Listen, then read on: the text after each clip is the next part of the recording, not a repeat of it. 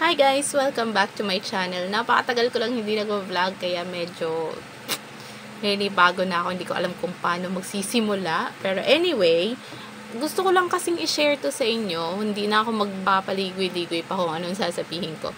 Kasi naalala nyo yung last vlog ko, ang dami kong tigyawat, diba? Super dami kong tigyawat. I-flash ko na lang dyan sa screen. Or pwede nyo tingnan yung previous vlog ko regarding sa pag-stop ko, paggamit ng pills, ang dami talagang nagsilabasa na tigyawat sa mukha ko. Actually, ayan, nakikita nyo ba? Nakikita mo yung mga pinaggalingan ng tigyawat again. So, ayan, yung mga pinaggalingan. Ang dami pa nga niya, mga, kita-kita mo pa yung pinaggalingan ng tigyawat. Pero hindi ako nag-rejuve, guys. Hindi rin ako gumamit ng sabon or anything else na pampaputi or pampakinis ng balat. Nandito na kasi kami sa Bicol ngayon. 'Di ba? Sa Cavite kami nakatira dati. Umuwi kami dito sa Bicol last August kasi nawala na si Mama. At medyo mahirap tanggapin, pero kailangan tanggapin. So, ayun, umuwi kami dito for good last August pa. So, yun, napagdesisyon na namin na dito na lang kami manirahan. Actually, bago pa man mawala si Mama, ang desisyon na namin is dito na talaga kami. Kaso lang, nauna lang talaga si Mama. Parang nagmamadali siya. But anyway, huwag na natin gawing malungkot tong video na to. I-share ko yung ginamit kong product dito sa mukha ko, kung bakit ganyan siya, na nawala yung mga tigyawat ko.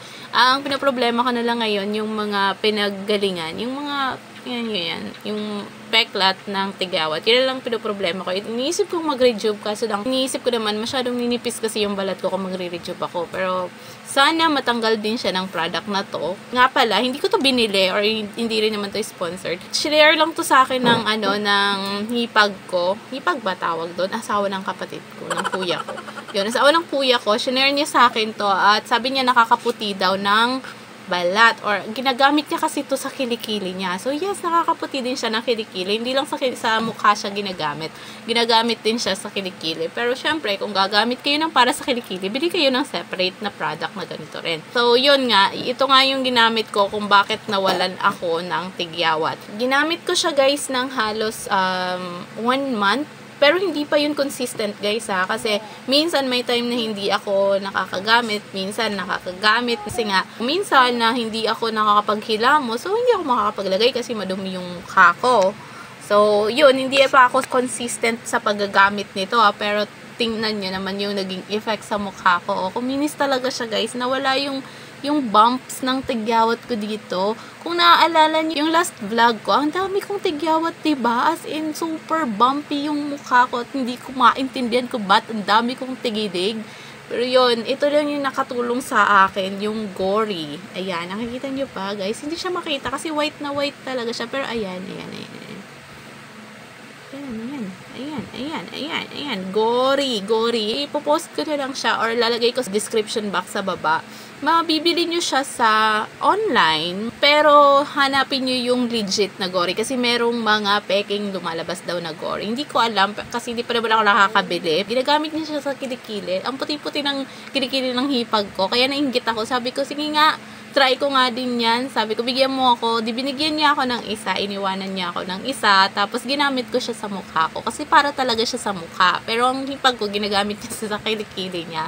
So, ayun. Yun lang. Gusto ko lang itong i-share sa inyo. Kasi parang worth to share. Sabi ko, makakatulong din to sa mga katulad kong namumroblema sa tigyawat nga. Kaya, ayun. Shinare ko. So, yun, sana makatulong sa inyo. Hindi naman to sponsored. Basta gusto ko lang i-share sa inyo na yun yung nakatulong na mawala yung tigyawat ko. Kasi wala kayo makikita dyan na kahit na nagsisimula man lang na tigyawat, wala. Ayan. Mga ginalingan. Oo, ayan. Actually, ang gamit kong yan, yung parang cream na nakikita nyo sa mukha ko. Ito yon yung Gory. Kaya medyo shiny siya tingnan. Ayan, ang ganda niya. Tapos yun yung nakatanggal ng tigyawat ko. Sana makatulong sa inyo guys. At kung hindi ka pa nakasubscribe sa channel ko, please do hit the like and subscribe button para ma-notify ka din sa aking mga next video. Yun lang guys. Bye! Like and follow for more.